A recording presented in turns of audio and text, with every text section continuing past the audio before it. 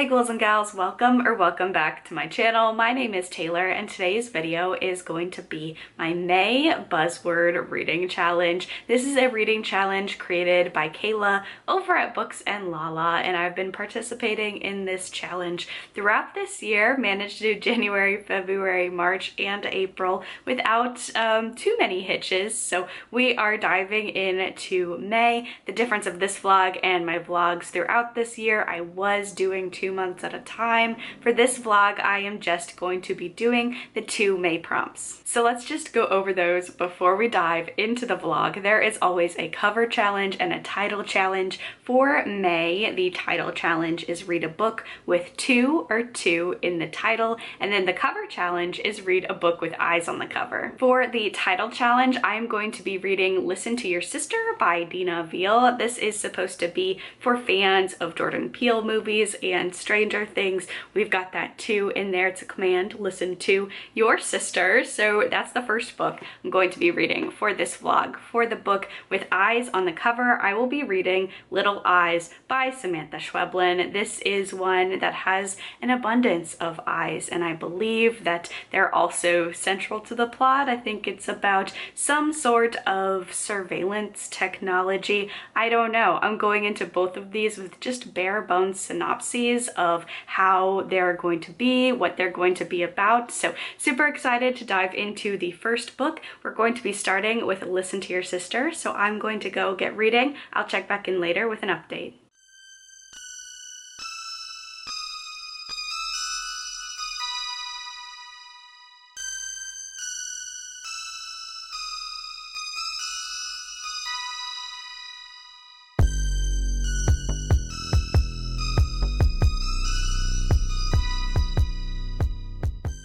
Hey friends, so I'm about 30% of the way through Listen to Your Sister by Neena, and this one is very interesting and weird and complex so far. Ashley Winstead says on the cover of this one that it's speculative fiction was invented. So stories like Listen to Your Sister could be told, also blurbs from Nika Medina and TL Huchu that say it's incredibly original and wonderfully weird, and that is definitely the case. This is one that is just so bizarre, and it has to deal a lot with dreams, and I think that really adds to the sense of surreality about this one. So in this book, we are following 3 siblings. The oldest sibling is Calla, and she is actually taking care of the youngest sibling, Jamie, who is a teenager. Their parents were not around, not fit to be parents for them, so she is taking over as a guardianship role for Jamie. Now this is a very hard task because Jamie just keeps getting into trouble. He gets in trouble, gets suspended for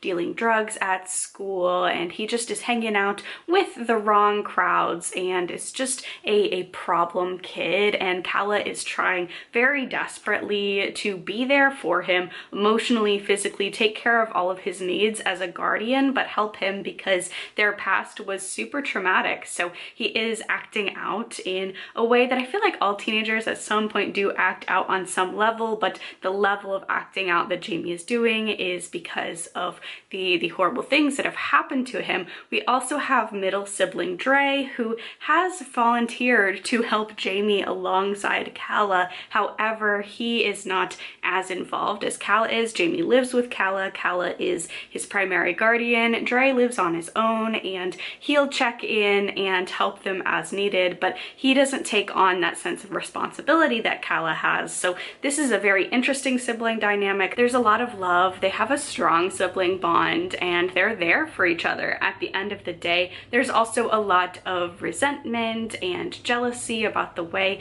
that they get to live their individual lives, and there's just some complex, complicated sibling dynamics in here. Calla feels like she's giving up her 20s and feels very parentified and feels like no matter what she's doing, it's never good enough for Jamie, it's never good enough for Dre. Dre feels like his siblings don't recognize how much he does for the family, and he doesn't feel like his siblings give him the respect that he feels like he is owed. And then Jamie just has so much anger and hurt towards the world and wants his siblings back, and not as parental guardians but siblings, and it's just a very fraught, intense relationship. The inciting incident of this book is that Jamie goes to a protest, and the protest really spirals out of control, gets very violent, and he gets involved with an incident that is really horrific and out of everyone's hands. So he goes to find Dre, find Calla, and they decide to flee to a cabin to keep him safe. And not only did Jamie experience that very tragic event at the protest, but also Dre experienced something horrific and Calla experienced something horrific that has to deal with Calla's reoccurring nightmares, and all of those kind of blend together in one horrific day for the siblings, and they decided to hit the road. They decide to run and let everything cool down while they are sheltering in a cabin in the woods. And that is where, at the 30% mark, I just hit part 2, titled The Cabin, where we are going to see what happens at this cabin. And the comp titles for this one are Stranger Things meets Jordan Peele's films. I'm also going to throw out Nightmare on Elm Street. I think the nightmares and the dreams of this one, there's a lot of playing with reality going on in this book that is making it so weird, so surreal. So I'm very interested to see like what happens next in this one. It's very unique, and at no point have I been able to guess like what is happening next. So going to keep reading this one. It's very readable, very fast paced, and there's just a high level of stakes for these siblings. So I have a feeling I could really breeze through the rest of this one. I also have the audiobook checked out from my library. There are 3 narrators, one for each of the siblings, and that's really nice. I'm primarily reading it physically, but I do also have the audiobook, which is nice. So I'm gonna go get to reading, and I will check back in later with another reading update.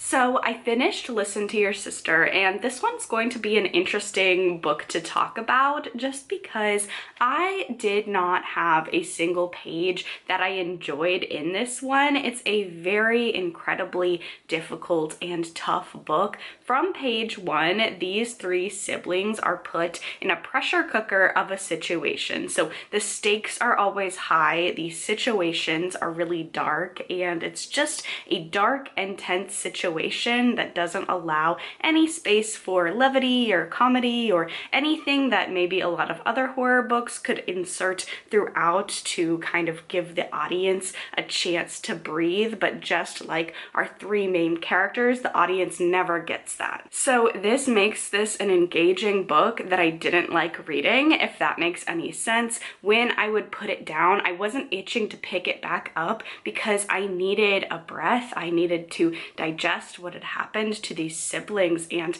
I, as the reader, had the luxury of that happening. I failed to mention in my last update for this one, the author as well as all 3 main characters are Black, so the situations that happen at the beginning of this book that cause them to run to this cabin are very racially motivated. The fact that they are Black adds to the tension and the terror of being caught and being pursued, and then just adds layers to their trauma. So I had the privilege as the reader of, if I read something just so horrific, I could put this book down. The characters had this lived life experience that was just so heartbreaking and just horrible to read from. So this is a very dark book. I don't think it's a book that's that hard to follow. I've seen a lot of reviews calling this very confusing, and I never felt that. I think the biggest thing for me is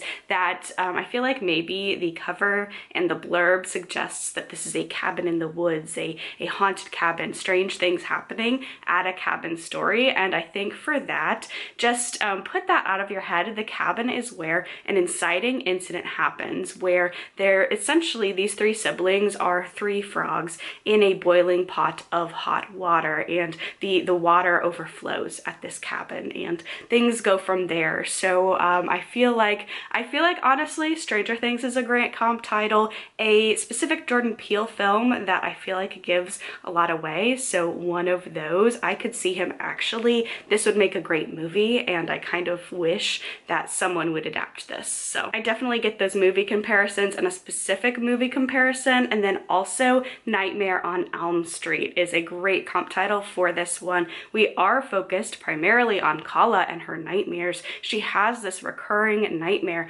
about her two brothers being in trouble, and this nightmare starts bleeding into real life. So if you go into this knowing that this is going to be a book about dreams and nightmares and dream logic, I don't think you'll have a confusing time with this one, but it was a really hard book to read. These three siblings, they're obviously very close. They have a shared, very horrific, very traumatic background that is impacting all three of their psyches in very, very different ways. The argument that happens at the cabin, there is a dialogue-heavy conversation that just ripped my heart. It was so uncomfortable to read. It's one of those things, as the reader, you see these characters saying things that they cannot take back, and just, it is because these siblings are in such a pressure cooker of a situation. They're not acting as their best selves, and just, it was really hard to read. I liked what this one did. I thought it was a very experimental book and a very unique concept that was really dark and hard to read. So no, going into that one, this is a book about nightmares, and nightmares as like a dream concept, but also nightmares as things that happen in your childhood that can impact your entire psyche. It's about parentified older siblings. It's about the plight of Black men in America, because Kala constantly talks about how she's so scared and worried for her brothers, and they live in a situation where she has a lot of very valid fears about them, and also very valid fears about them growing up in America. So all of that makes for a very dark, very unsettling book. The only thing that I didn't love anything about this, that's what makes this so hard to talk about, is that I can't get on here and say I really enjoyed this book. It was dark, it was really meaningful, but the thing that I really didn't like, and this is personal preference, the word bitch was used in here so often, and I was primarily reading it to the physical book. I would switch to the audiobook at times, and that, I feel like audiobooks, I just tend to notice repetition of things more. I don't know what that is, but it was used so often and so casually, cruelly, and I really didn't like that. Now, if I were in a similar situation, I probably would be cursing up a storm too, but just that specific word was used so often and in a way that I don't like, and just constant. It was constant. It was something that I kept noticing, and like I just mentioned, I probably would be cursing too if I was in this situation. However, in a book, there's dialogue, like people in real life. I also say and like, and there's pauses and stuff like that too. So in a more streamlined book experience, I didn't need all that. It was very frustrating, very grating, and these characters are very real and not very likable, but not in the sense that they're not likable or they're not unlikable people, but the fact that this situation, they're the frogs in the pot of boiling water. So they're gonna act out, things are going to be said that aren't meant, and sometimes they're trying to be like siblings, very intentionally cruel towards each other. So I think it would be curious to see. I think that I felt the most sympathy towards Kala, but I'm an oldest sibling. So I wonder if your birth order, if you read this, and if you identify, because all three of these siblings had pretty much the same upbringing, like childhood and the way that they were raised. So they had a lot of overlapping trauma, but then trauma that was also very different. So I am wondering if, based on who you identify with more, just in terms of birth order, just in terms of what things that you've had experienced in your life, who you would gravitate towards. For me,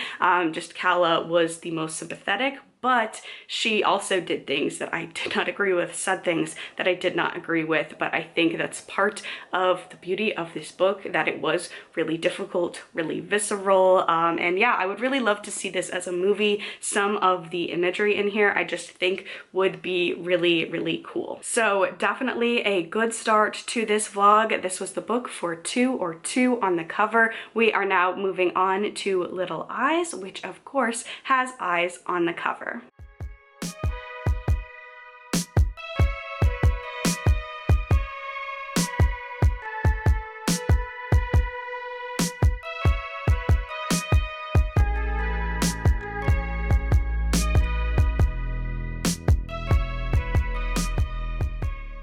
So I was not intending to start and finish Little Eyes by Samantha Schweblin yesterday, but I did do just that. It was a very engaging and readable story. I also wanted to give a reminder because I hadn't yet, I don't think, in this point in the vlog. So this is translated, and the translator is Megan McDowell, who is a translator. I've read a lot of her translations. I tend to really like them. This one was no exception. So I just wanted to give credit where credit is due there. So let's talk about Little Eyes, because this one I did read for the prompt. Read a book with eyes on the cover, and this does have a lot of eyes on the cover, but it is very focused on these little eyes and just technological voyeurism. So this is an, I'll say, alternate reality, because it doesn't feel like a futuristic book or anything like that. It feels like our reality, other than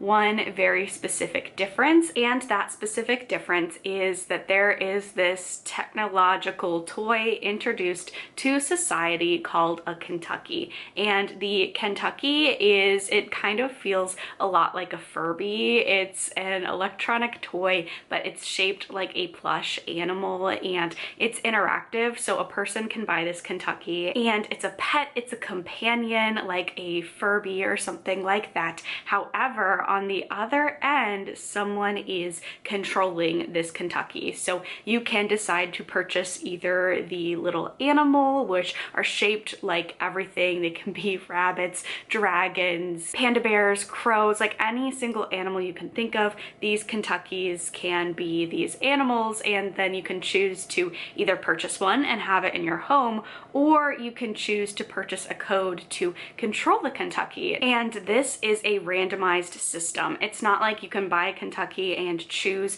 who can control it. It's completely random on both sides. So it's a very unnerving setup. I think the first chapter of this book sets this up really well to explain this concept, and then it goes off into different sorts of snippets. And what I love about a book like this one is, because it is a worldwide phenomenon, it's sweeping the entire planet. We are jumping around from story to story and experiencing different points of view as we follow some people who keep the Kentuckys in their homes, and we follow other people who are controlling them. And sometimes we'll just have a one-off story. We'll see a character or a location for just one chapter, and then there are about 3 or 4 characters that we follow. We get a couple different chapters of throughout this book. And I think for this book, the biggest indicator of whether or not you will like it or not is if you immediately buy into the fact that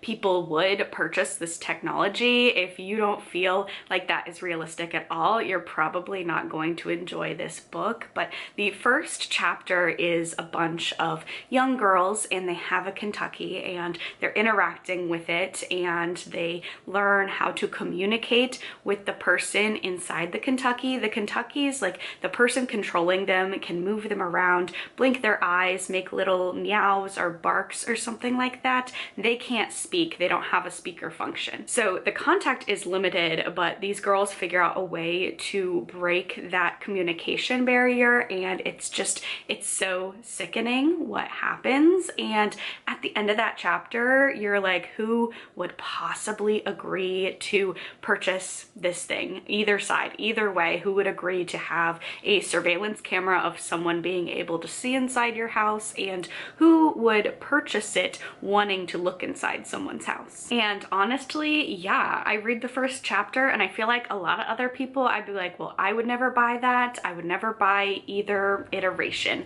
of this Kentucky. However, when I was reading this first chapter, I was really reminded of something that was from the 2000s. I actually think it's still around probably, but chat roulette. Chat roulette was a big thing that a lot of people did, and if it's still around, probably still do. And why did we do that at sleepovers? Like, I remember sleepovers and parties, everyone was talking about the crazy interactions that they would get into with strangers on chat roulette. So as like teenagers, introducing this concept through teenagers, I think that was a great way to do it, because I also remember being alive for the Furby craze. That's different. No one is controlling the Furbies, but I never had one of my own, and my parents just really did not understand any of the appeal behind Furbies. They didn't understand, like, they didn't look cute, they were kind of annoying, they just didn't understand why anyone would want one in their house. So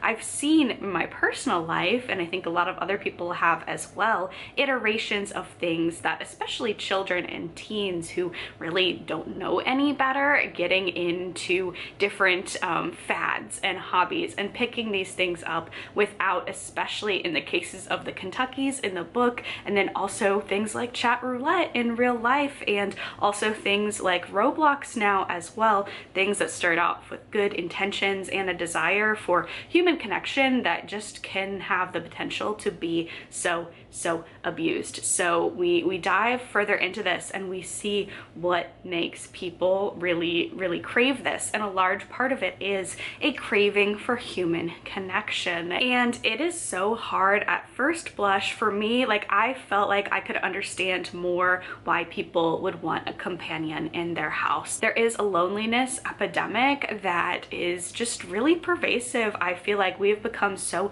disconnected from each other in society, and it's a very, at least where I live in the United States, a very individualistic society. So I can see people's cravings for any sort of connection, and it is human connection because there's a human on the other end, and you have that nostalgia pull with the cute stuffed animals. So I see that. I did not see at first why anyone other than a pervert would want to buy a camera and be in someone's house and be able to observe and not really communicate back. And you see throughout it, there are obviously some people who use that for horrific means and definitely abuse it. But there are also other people who are also craving a kind of connection on their own. And there is this one particular story that we get a couple times of a young boy who is controlling one of these Kentuckys, and the reasons for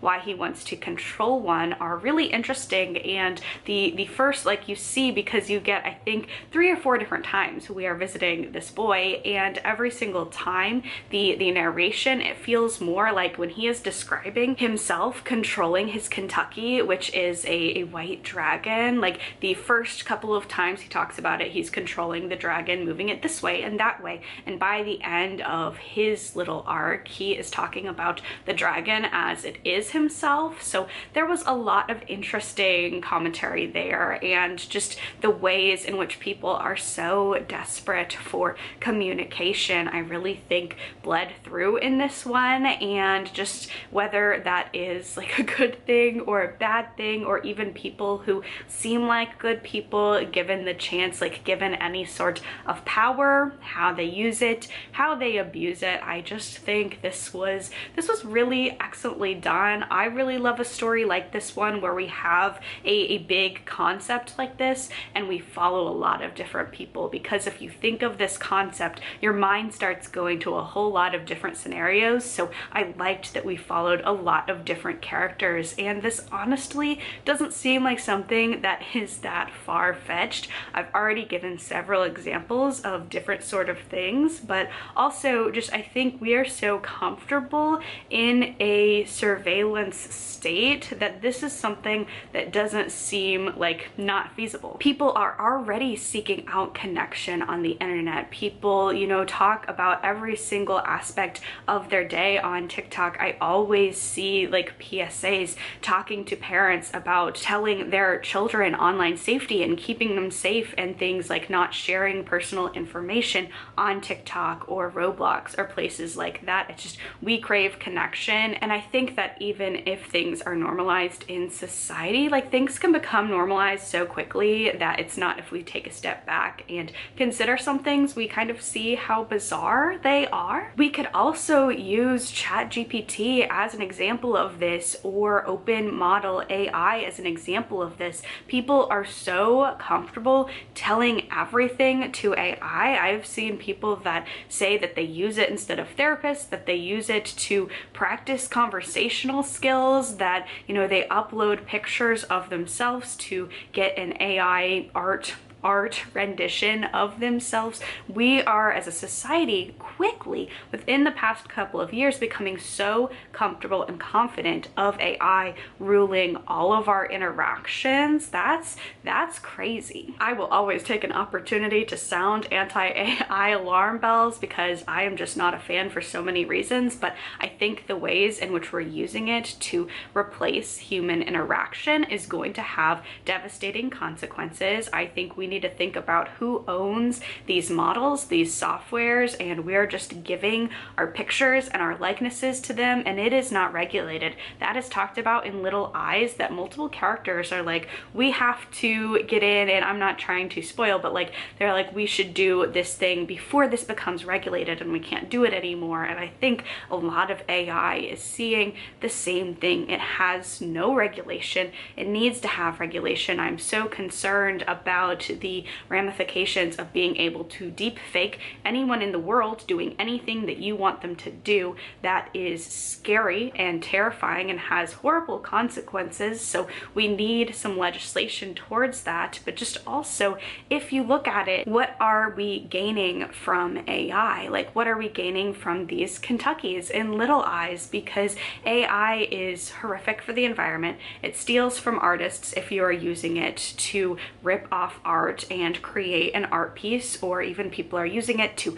write books, write fan fiction, write emails to other people. So that is what we're getting out of this interaction, and what we are losing is, you know, the intellectual property of other people, because it is intellectual theft. We're also losing out on natural resources. There are several places that are being decimated by the energy usage of AI centers, and there are predictions that within the next couple of years, some places might have to have rolling blackouts to provide enough energy for AI if we keep using it the way we are using it. So then we have to ask ourselves, is creating something for ourselves, is participating in a trend where you create yourself as a cartoon doll, is that worth destroying our environment? You would think no. And the same question is in this Kentucky experiment. Who wants other people looking into their home, being able to view their private life? Who would want to look in on other people's homes?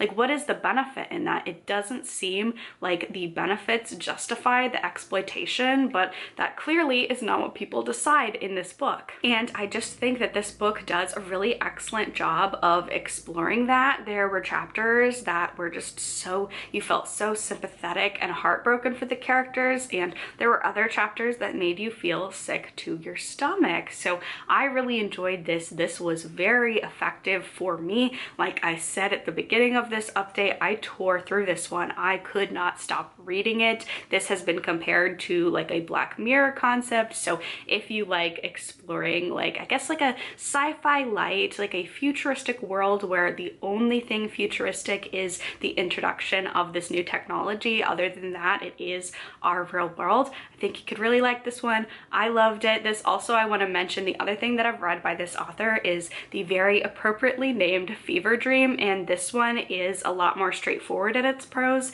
The other one feels very much like a fever dream, and I know that is like a very confusing book, and it's intentionally so, but it is hard to follow and it's very ambiguous. This one is not as ambiguous. It's a little more straightforward. So if you liked that writing style, you just got a little frustrated at Fever Dream, I think you could really enjoy this one. So overall, these May buzzword prompts, really successful reads for me. I definitely read two kind of depressing, very unsettling horror reads. So I think maybe for June, I think it's Celestial Bodies and something to do with time, I believe are the two prompts. So maybe I will have to read something like maybe some more fantasy heavy stuff for the June buzzword readathon, but that is going to be it for this vlog. If you enjoyed it, please be sure to give it a thumbs up, leave a comment down below, subscribe to my channel so you don't miss any of my content. Stay safe, stay spooky, and I will see y'all in the next video. Bye!